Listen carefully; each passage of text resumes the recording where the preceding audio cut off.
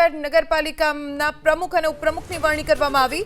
હિંમતનગર નગરપાલિકાના પ્રમુખ તરીકે અરુણાબેન કડિયા અને ઉપપ્રમુખ તરીકે ગોપાલસિંહ રાઠોડની વરણી કરવામાં આવી છે।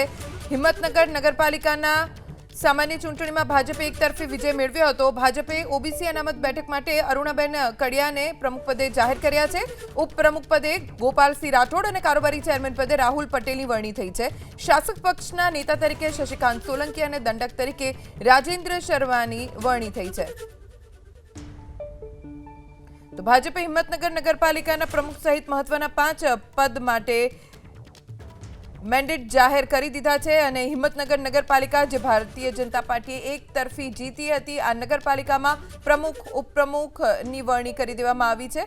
હોદ્દેદારોના નામ છે પ્રમુખ તરીકે અરુણાબેન કડિયા, ઉપપ્રમુખ તરીકે ગોપાલસિંહ રાઠોડ, શાસક પક્ષના નેતા તરીકે શશિકાંત સોલંકી અને દંડક તરીકે રાજેન્દ્ર શર્માની વરણી થઈ છે। આ તરફ પાટણથી સમાચાર પ્રાપ્ત થઈ રહ્યા છે। પાટણ નગરપાલિકામાં પ્રમુખ તરીકે ચંદ્રિકાબેન રાવળ, ઉપપ્રમુખ તરીકે ઉત્કર્ષ પટેલ, નગરપાલિકાની 44 માંથી 24 બેઠક ઉપર ભાજપનો વિજય થયો હતો। પાટણ નગરપાલિકામાં નવા પ્રમુખ તરીકે ચંદ્રિકાબેન પ્રહલાદભાઈ રાવળની નિમણૂક કરવામાં આવી છે। ભાજપના મેન્ડેટથી વોર્ડ નંબર 1 માંથી ચંદ્રિકાબેન જીત્યા હતા અને તેમને હવે પ્રમુખ બનાવવામાં આવ્યા છે। ઓબીસી મહિલાની સીટ હોવાથી ચંદ્રિકાબેન રાવળને પાટણ નગરપાલિકા વિસ્તારના વિકાસનો કાર્યભાર સોંપાયો છે। પાટણ નગરપાલિકા વિસ્તારના વોર્ડ નંબર 2 માંથી ભાજપના મેન્ડેટ પરથી જીતેલા ઉત્કર્ષ પટેલને પાટણ નગરપાલિકાના ઉપપ્રમુખ તરીકે વરણી આપવામાં આવી છે।